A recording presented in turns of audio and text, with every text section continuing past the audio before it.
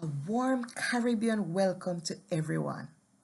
This is Group 3 video presentation on the evolution of early childhood care and education. I will present to you our fabulous 4 team members. First, meet Leslie Charles, our team leader who holds us together, hailing from the twin island of Trinidad and Tobago. Next, Natisha Brathwaite from Barbados, and Melissa Lawson and I, Nicole Cook, from the island of Jamaica. Please join me in acknowledging our resident e-tutor and motivator for the course, History and Philosophy of Early Childhood Development, Mrs. Anastasia Rose. The Three Islands Early Childhood Development's history was researched, and we came to the realization that our beginnings were similar. In the latter part of the 20th century, we had no early childhood institutions. However, one day things started to change, and Jamaica was the pioneer of that change. Journey with us, please, down Jamaica's memory lane. So, in the mid-19th century, little or no formal education system existed for natives, slaves, or whites. In came the 1920s and 30s. The factory industry fertilized the economy, and women started to get these jobs, which increased the demand for early childhood institutions. The churches and others rallied on this demand. Subsequently, history took a turn for the better in Jamaica, and the first community organized school was built in 1938. Did we go on to make further strides? Listen to the following video clipping. For our 2,600 early childhood institutions that we now have, so many of them at this time don't have a trained teacher. The government of Jamaica has limited resources to support trained teachers at the early childhood level. Let me explain what is required. Early childhood development is the most expensive sector of education, not just here, all over the world. Let's explain why it is expensive. It is expensive because young children require a certain ratio of teachers to children.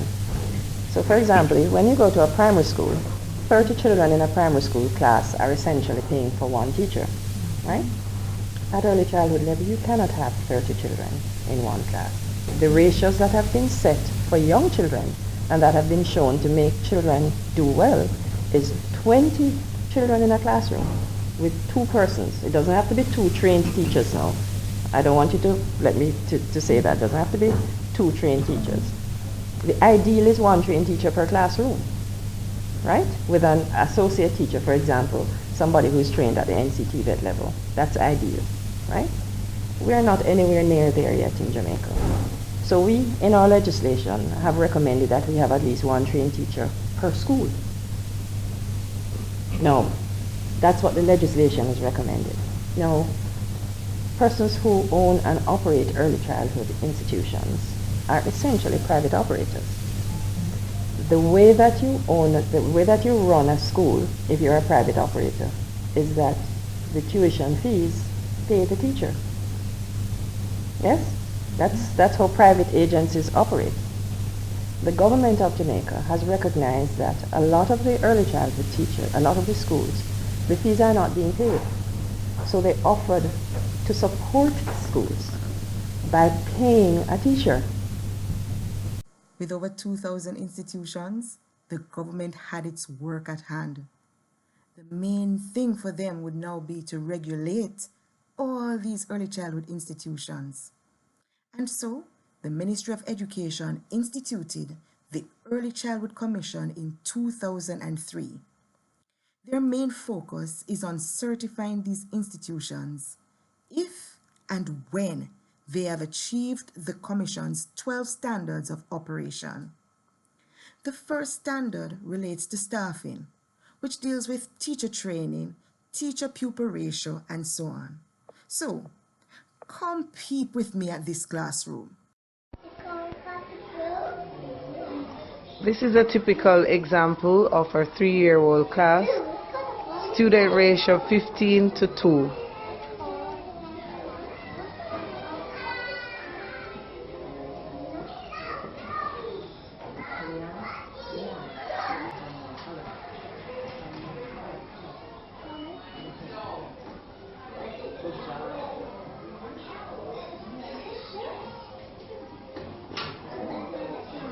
What then are the benefits of having early childhood centers closer to home and in the communities? Firstly, it gives the children a strong educational foundation to get them ready for the next level of education. Secondly, it gives them an opportunity to have a preschool education. And finally, it can serve as a morale booster. Yes, bring the people in the community together. Let's go back inside to the classroom. But now we'll be looking at Piaget's stages of development and Erik Erikson's 8-stage theory of identity and psychosocial development in the next 2 slides. We're going to be demonstrating one of each. We want you to reflect, though, on the reason we need to change our teaching methods. 1. Children 2 to 7 years old at the early childhood institutions, they don't necessarily see things the way we do, and hence we need to change. 2. At the creche or at home where we deal with our children ages 0 to 18 months, we will see how to treat them so that they can build trust instead of mistrust. John Piaget 4 stages of cognitive development. They are sensory motor, pre-operational, concrete operational, and formal operational.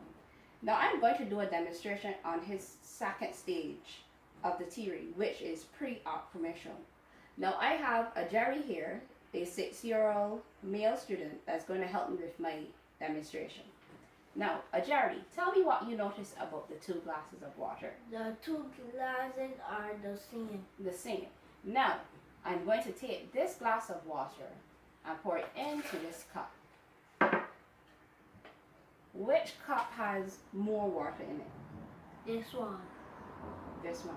Okay, now this is my demonstration for the theory of pre-operational. This is one for my son, and I will be demonstrating Erik Erikson's very first stage of child development, trust and mistrust.